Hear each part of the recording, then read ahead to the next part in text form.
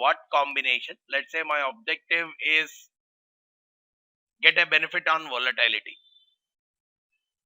high fluctuations either upward or downward. Or if my objective is okay, the stock prices will go down in future, what combination will give me what kind of a profit, and in which combination the profit is more, in which combination the profits are lesser, or in which combination the risk is more, which combination the loss is lesser. All these kind of things we are trying to evaluate using the various strategies, and this chapter has actually integrated some 15-20 strategies on the different options combinations. And probably what we can do is we'll take those numbers and we'll try to work out how each of these things are going to come out, even the shapes of each of these strategies, and in which case you are getting profit and in which case these are landing up into losses. The first of the two, one being a protective put strategy and one being a covered call, where only one call option or one put option is coming into picture. So these two strategies have only one call option or one put option considered along with a share. You have a share with you. You have a share with you, and along with that you take a put option. Right before that, if I think we should be comfortable. Buying a call option will have a graph like this, right? Selling a call option will have a graph like this. Buying a put and selling a put. Simple way to look out. Okay, I'll use the spreadsheet across.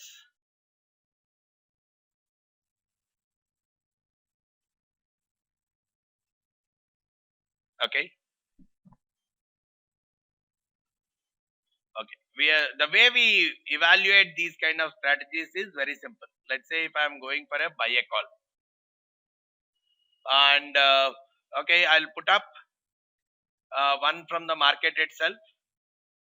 Probably will take a 3,000 bucks call. Call for a strike price of 3,000. Okay, call for a strike price of 3,000. So I will assume now, and what is the premium that was involved for it? 49.9. Okay, I'll take these three scenarios outrightly from the market. 49.9. Now for me to understand how it is moving, what I will do is I will assume some different prices on 29th August. If I assume the price on 29th August, market price, and probably I'll call it as profit. If I assume some, probably if we practice a few of this, it becomes quite comfortable for us to do any kind of a strategy. Right from probably 2.8, I'll start off 2,800, 2,850, 2,900, like this.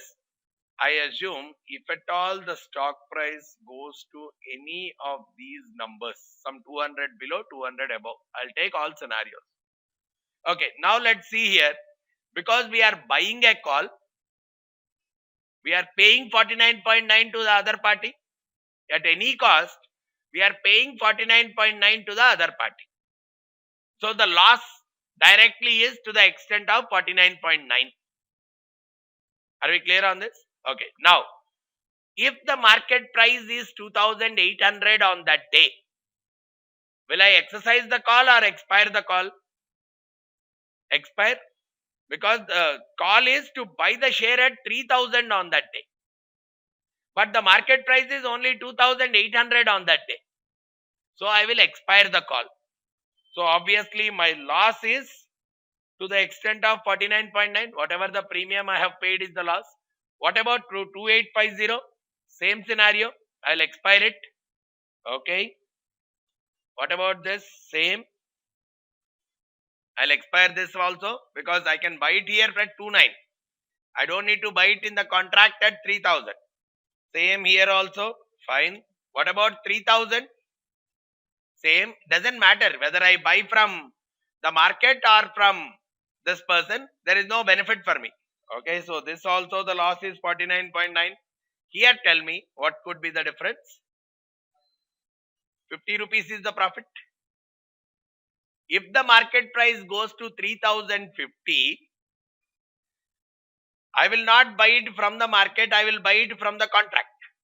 From the contract, there is an assurance that I can buy at 3000, which means I am getting a 50 rupees profit there. 50 rupees profit, 49.9 I am already losing. So there is a 0.1 profit altogether.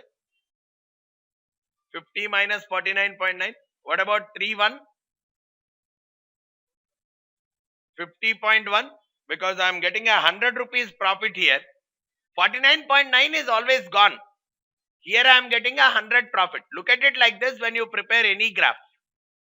Right? So 50.1 is the profit you are getting. The same logic I will put here. 100.1 and 150.1. Are we clear on this? So probably you can just plot a graph between these two. We'll simply plot a graph between these two.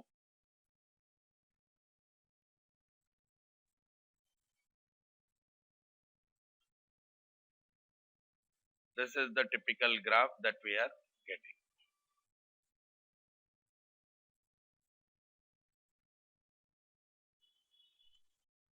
So this is the graph that we are typically getting, which is for buying a simple call option.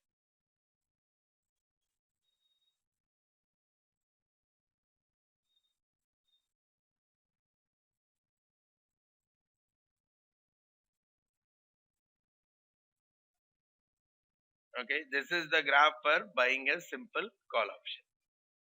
Now what you are seeing, the profit is unlimited. It's going up and up.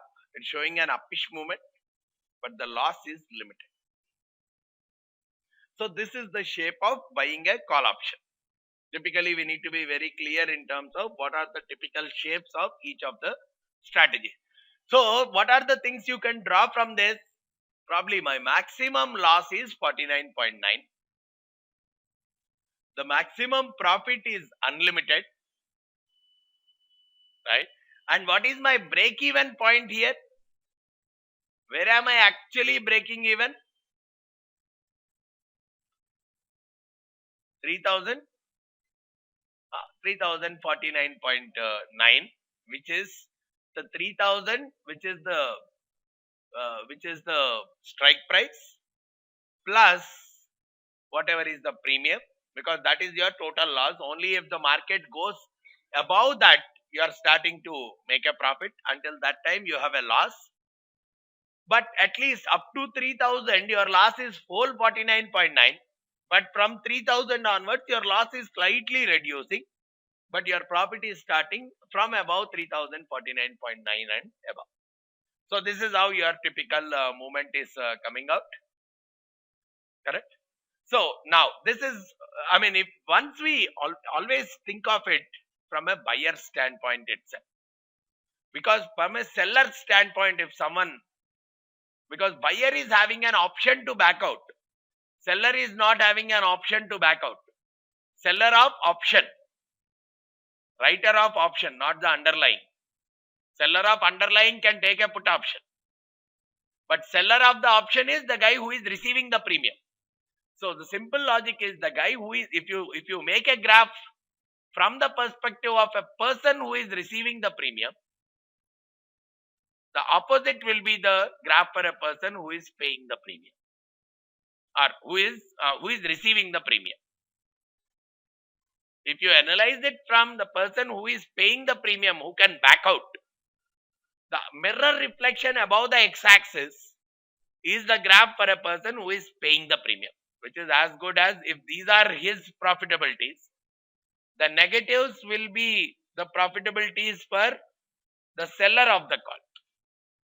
So for the seller of the call, his graph is going to be something like this. So probably in the same graph, if I put the seller also, seller of a call, his graph is more like this,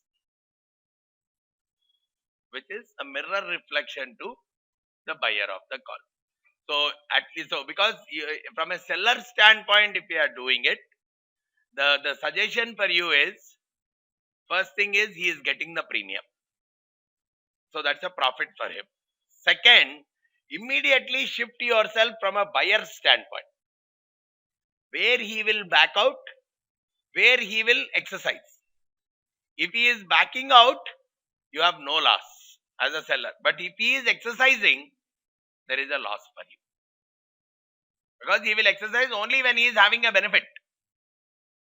So there is a loss for the seller. So that has to be looked at from any kind of an evaluation standpoint. Fine. Now let's start looking at the strategies. So this is a simple strategies in terms of just buy call, sell call. The same logic you can use for buy put, sell put. But now let's execute some of the better, some of these mentioned strategies. So a protective put, right? Okay, let me use a protective put kind of a strategy. What is this protective put strategy? We are saying you are going long on the stock, which means you are buying a share plus long put. You are buying one share, you are buying one put option. Okay, what is that put option? Let's take 3000 ka put option.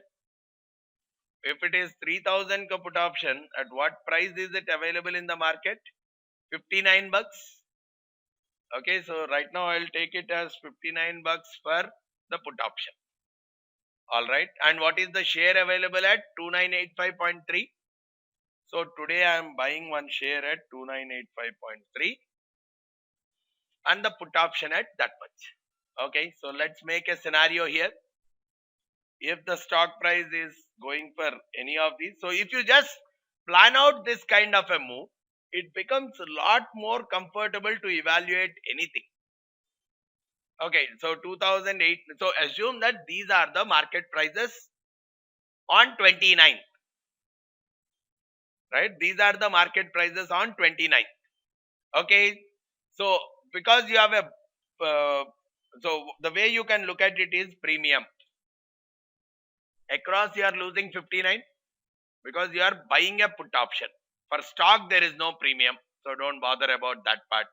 But for a put option there is a premium, and because you are long on the put, you are paying a premium. You can do it step by step, because the most common questions that come up from options is these kind of questions itself.